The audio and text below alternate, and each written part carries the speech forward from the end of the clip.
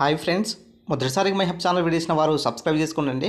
So CM Revanth Reddy గారు అయితే కొన్ని ఆదేశాలు అయితే జారీ చేయడం జరిగిందండి. సో ఇక్కడ చూడొచ్చు సార్, మనకు 40,000 ఉద్యోగాల భర్తీకి సన్నాహాలు చేయాలనేసి సో వెంటనే కింది స్థాయి వర్గాలకు ఆదేశాలు అయితే జారీ చేయడం జరిగింది. సో అదేవిధంగా ఇక్కడ చూడొచ్చు సార్, డిఎస్సిలో సంబంధించినటువంటి 1,803 పోస్టులు ఏదైతే పీఈటీ పోస్టులు ఉన్నాయో అదేవిధంగా 261 హెచ్ఎం పోస్టులు భర్తీకి కూడా ఇక్కడ ఆదేశాలు అయితే జారీ చేయడం జరిగిందండి. సో ప్రభుత్వ బడుల్లో విద్యార్థులకు క్రీడల్లో శిక్షణ ఇచ్చేందుకు పీఈటీ ఉండాలన్న సీఎం రేవంత్ ఆదేశాలను అధికారులు చర్యలు దిగారు. సో మొత్తము 4,641 హై స్కూళ్ళలో సో 2,800కు పైగా పాఠశాలలో పీఈటీలు ఉన్నారు.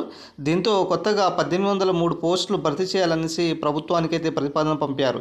సో కొత్త స్కూళ్ళలో 201 హెడ్ మాస్టర్ పోస్టులు భర్తీకి ప్రపోజల్ చేశారు. వీటిని వచ్చే డిఎస్సిలో భర్తీ చేసేందుకు చర్యలు తీసుకుంటున్నామనేసి కూడా చెప్పడం జరిగింది. అదేవిధంగా తాజాగా మనకు గ్రూప్ 1, గ్రూప్ 2, గ్రూప్ 3 సంబంధించినటువంటి నోటిఫికేషన్స్ కూడా భర్తీ చేయాలనేసి కూడా ఆదేశాలు జారీ చేయడం జరిగిందండి.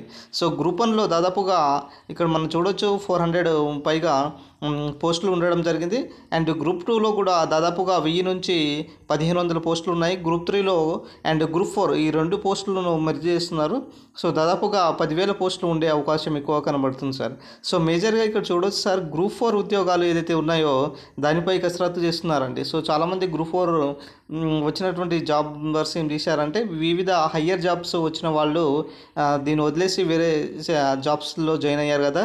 సో దీంట్లో బ్యాక్లాగ్స్ ఖాళీలు ఏర్పడ్డాయి. దాదాపుగా 2,000 నుంచి 3,000 మధ్య బ్యాక్లాగ్స్ ఉండేటువంటి సమాచారం అయితే ఉండడం జరిగింది. సో మొత్తానికైతే గ్రూప్స్లో ఈసారి మాత్రము 10 నుంచి 13,000 వరకు ఉద్యోగాలు భర్తీ చేయాలనేసి కూడా ప్రభుత్వం అయితే సో చర్యలు తీసుకుంటుందండి. సో మొత్తానికైతే బ్యాక్లాగ్ పోస్టులు, దీంతోపాటు గురుకులలో ఉన్నటువంటి దాంట్లో కూడా బ్యాక్లాగ్ పోస్టులు ఉన్నాయి. అదేవిధంగా ప్రధానంగా ఎస్ఐ కానిస్టేబుల్ సంబంధించినటువంటి నోటిఫికేషన్ కనుక చూసుకున్నట్లయితే దాదాపుగా 15,000 నుంచి 20,000 ఉద్యోగాలు భర్తీ చేయాలనేసి కూడా సో ఇక్కడ ప్రభుత్వం సూచిస్తుంది. సో మొన్న రీసెంట్గానే మనం చూసాం సార్, 17,000 ఉద్యోగాల భర్తీకి సో ప్రభుత్వము నుంచి వస్తున్నటువంటి సమాచారం కూడా చూసాం సార్. సో అదేవిధంగా ఇంకొకటి అప్డేట్ ఏంటిదంటే, డిఎస్సిలో సంబంధించినటువంటి ఉద్యోగాలు ఈసారి మాత్రము 7,000 నుంచి 10,000 వరకు కూడా ఉద్యోగాలు పెరిగే అవకాశం కూడా ఎక్కువ కనబడుతుంది సార్. సో మొత్తానికైతే తెలంగాణలో మనకు నోటిఫికేషన్లు అనేది డిసెంబర్ ఆర్ జనవరిలో నుంచి వచ్చే అవకాశం ఎక్కువ కనబడుతున్నాయి సార్. సో ఇంకా ప్రిపరేషన్ ఎవరైనా స్టార్ట్ చేసుకోకపోతే స్టార్ట్ చేసుకోండి సార్.